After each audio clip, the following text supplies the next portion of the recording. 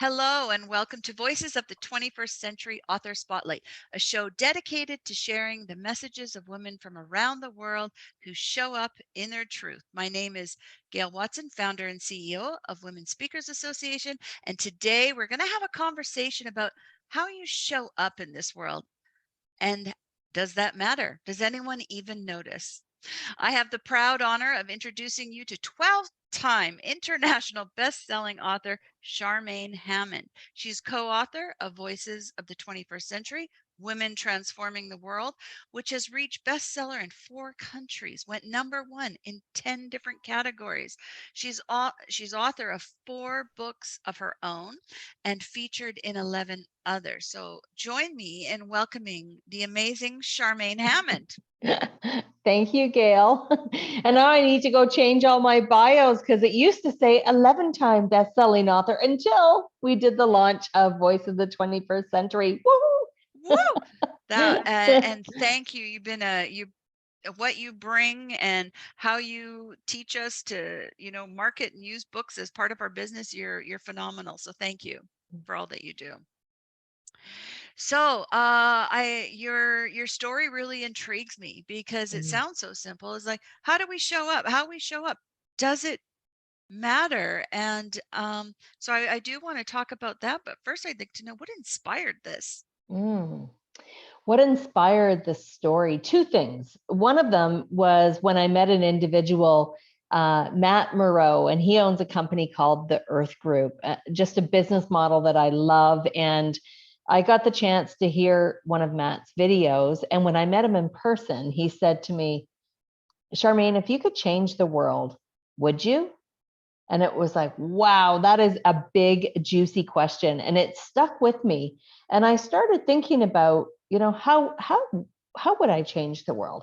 And then as I started to reflect on people who had impacted my world, my mentors, people who showed up in a moment that I didn't even know I needed them.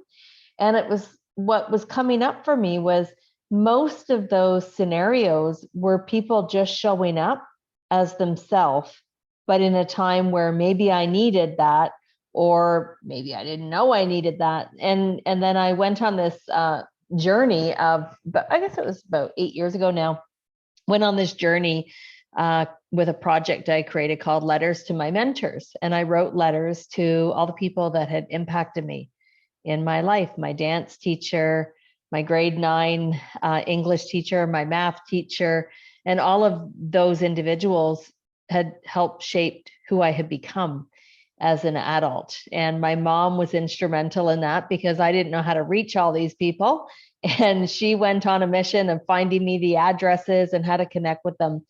And that's when I really started to discover that sometimes we don't need to have a lot of money or a lot of time or a lot of influence. The way that we can change the world is how we show up as a human being. I love that. It sounds so simple. So when we talk about how we show up, now I can look at you and I know you and you're very positive, but I also know that you've had some challenging times that can really bring an individual down for sure. So speaking to people out there who are just really maybe in the depths of themselves and go, I can't show up positive. I can barely show up for myself, let alone somebody else. What do you have to say to them? Oh, that is such a good question. When you were saying that, Gail, it got me thinking back a few years ago when I was diagnosed with breast cancer. And I was finding myself extremely challenged by, can I live and breathe what I tell others to do? And so, I don't feel very positive in the moment of all of the turmoil that goes along with that. But what I found really helpful was to take life in these tiny little incremental steps. And that's really hard for people who are creators and big picture thinkers. I fall into that category. You fall into that category, Gail, that, we're mission driven, we're big thinkers. And then to break life down into tiny bite-sized pieces, like, for example, I'm just going to get through the next half hour and enjoy the sunshine and feel good. And that was doable. that was achievable. And so I think that, we all experience life. Part of living is experiencing life, the upsides and the challenging moments. And it's really around how we spend those moments that matters. And if you can break those moments into tiny pieces, like getting through the next 10 minutes is much more doable than getting through the day. And that was a big part of my coping and dealing with the diagnosis. And it's a practice that I've done in many other situations in my life where life just feels a little challenging. Mm-hmm. And just as you're sharing that, I'm thinking like as women, as leaders and leaders within their own household, that sometimes we can perceive it as weakness if we're not showing up with that happy face. Yes. Mm-hmm. Absolutely. And that's so true. I mean, I've talked to people about, people will say, how do you stay positive and and congruent? So how do you stay positive and integral, or positive and congruent? And one of the things I've found is that um, we all have bad days. I have bad days. I have stressful moments. I make mistakes. Um, Being real with someone that you trust can really help with that. Whether it's calling up a friend, calling up Gail Watson, for example, whether it's talking to a family member, just letting them know, I'm having a tough day, or I'm not feeling 100% today. I'm going to give 100% of what I'm capable of today, which is like 25%, but I'm giving it 100%. And I remember when I was younger, my granddad, he talked to me. I can't remember his exact words, but he was speaking to that sometimes life gets hard. And he had a hard life, and you can't always show up 100%. It's not possible to always be positive and outlook things with a positive perspective. But if you can give your best in the moment of what you're capable of, it's a really good thing. And so I really took that advice to heart. And now I look at, sometimes it's not 100% day. It's, I'm going to give 100% of what I feel capable of today. And that allows people, I think, to feel more in alignment with their values and integrity. Mm-hmm.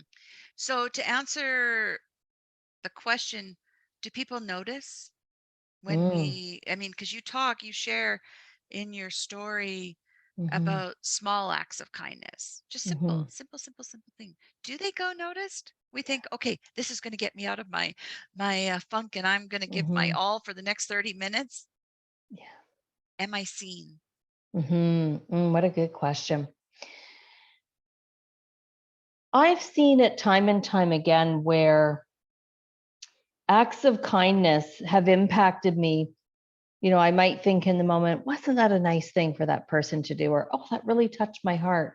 But 6 months later is when the impact of their simple act of kindness had on me. And I love that. It's like this little unraveling. You pull a thread and then it all quickly comes together. And I remember in my chapter in Voices of the 21st Century book, I wrote about a story when I worked in the correctional system.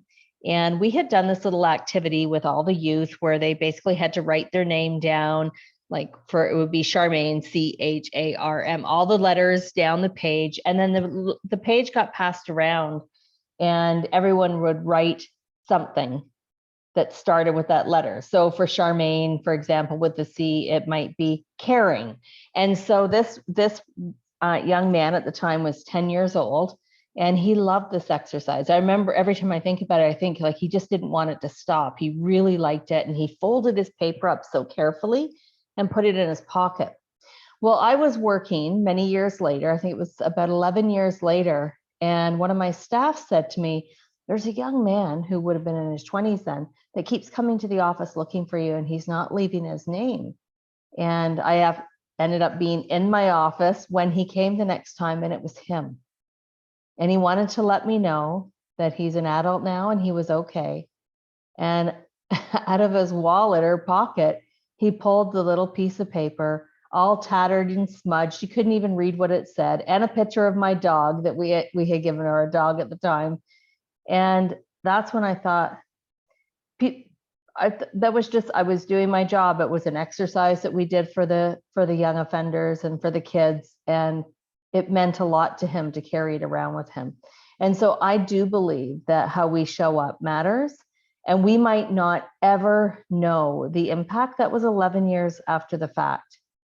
Yeah, I didn't even know what the paper was. So yeah, I think we can impact people by just how we show up, how we act human to one another. You know, we never know how someone's last 5 minutes were. You hold the door open for somebody in the mall, and that might mean the world to them because they just got terrible news about a family member 10 minutes before. Right, right. So you're bringing this right into business and how we show up in our business lives. Mm-hmm. Interesting. So, I, I mean, you're a 12-time best-selling author. I know you're an international speaker. You're out there working with clients. Let's share a little bit about what you are doing as well. Well, you nailed it there. Speaking is one of my passions, and I speak in two different arenas. One of them corporately on topics of conflict resolution, collaboration, and resilience in the workplace. And the second, in my other business, I speak to entrepreneurs and authors and speakers and coaches about how to bring their projects to life through collaboration and sponsorship and tapping into opportunities that can be mutual win-wins. And so I've been speaking and training now for almost 30 years, and I absolutely love it. I was shy as a child. So sometimes, I think about, wow, this shy child actually who didn't want to speak actually speaks for a living now. But one of the things I appreciate about being a speaker is the people I get to talk to after the presentation is done. And one of the things that you always say, Gail, that I think about often when I speak is you always talk about how important it is for people to get their story out there, that their message matters, their story within them matters. And that's one of the things I see as a speaker. When people come up and talk to us later, they often will share their story or their version of a story that a speaker might have shared. And I think it's those stories that connect us as humans. 100%, 100%. Now, and just as you were sharing there, I was thinking an act of kindness you did that people may not realize what inspired this, but you're a recent executive producer. Mm-hmm. And we'll talk about your movie here, but it was inspired through a fire that devastated Mm-hmm. the town of Fort McMurray, a place Mm-hmm. that you've lived. And as an act of kindness, you started this movie as a simple fundraiser, but it has taken off into a multi-award winning production. Share a little bit Mm-hmm. about that. Yes. So the screenwriter, the incredible human being, the screenwriter, director, producer, Michael Mankowski, was a Fort McMurrayite. He grew up in the community of Fort McMurray with Buffalo, and I actually didn't know him at the time when I lived there. And after the fires, which were really devastating, a very, very big wildfire, I was up in the community doing a lot of recovery work, working with nonprofit organizations and businesses to help them sort of rebuild back and reestablish, reset their organizations. And I was introduced to Michael, and he shared with me this script that he had created, a beautiful movie. And I knew I was a heck yes to be involved in some way to help him. And we engaged nonprofit organizations like Canadian Mental Health Association and the Canadian Red Cross, who are doing such important work in disaster recovery. And now we live in this world where all of us, the one thing we have in common through the pandemic is that everybody has struggled. This pandemic has really actually connected people. And when we started, the movie is called Back Home Again, and it's won numerous awards, and it has an all-star cast who also contributed their time and voice to this film. So it really is like one of the things I love is when Michael talks about his movie, he says it's his love letter to the community. And that's exactly what it is. So it's really been an honor to be a part of this as executive producer and work with all the different collaborations and partnerships. And it's just a great reminder of how it takes a community to rebuild a community, whatever that community is, whether it's our physical community, like in this case, or whether it's our family, or whether it's the circles that we travel in. And what's at the root of all of that is human connection. Mm-hmm. I'd like to give you a personal testament to having worked with Charmaine and know her. She works with a lot of the members in Women Speakers Association, and the one consistent comment over and over and over again is how much you show up, how present you are, how seen they feel, the knowledge that you share. You hold back nothing. It's 100% give, which that makes a difference. So thank you for that. Now, in all that you do, you have a lot that's available, a lot. Not only does she have her own books, but she helps you with your book, take it and build it to become part of your business, your book as a business. She'll help you design virtual book tours. I mean, the list goes on. She's a pro. So, Charmaine, where can we find out more about the different things that you're offering? And where can we get a copy of your book? So raiseadream.com is the website, and on there there's all kinds of resources to help you bring your projects and dreams to life, and also social media. Raise a Dream. I do my own social media, so when you're reaching out on social media, it's me that's responding and commenting, and that's another great place to find me. That's awesome. Very present.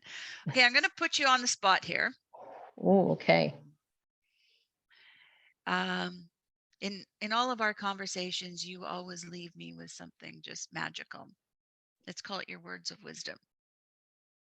Why don't you leave us with something today? Mm. Oh, I'm going to leave you with a quote about the importance of being you. We often go through life and we think that we have to be like other people. We compare ourselves to other people. And what I have learned is what connects people is how you show up, who you are being in the moment. So just be yourself. And there's a wonderful quote, and I've just lost the name of the author. Oh my goodness, it'll come to me. But he says, be yourself because everyone else is already taken. And I love his quote. It has shaped my life, and it's a great quote to live by. Be yourself, everyone else is already taken. Awesome. You're awesome. And I want to You thank are you. too, Gail Watson. You are too. Love fest. Okay. I want to thank you for sharing your time with us today. It's been awesome, and it's I love what you had to share. Be you because everybody else is taken. That's excellent. So thank you again. Thank you, Gail. And to our listeners today, I want to thank you for joining us. And please do connect with Charmaine. You'll find her at raiseadream.com.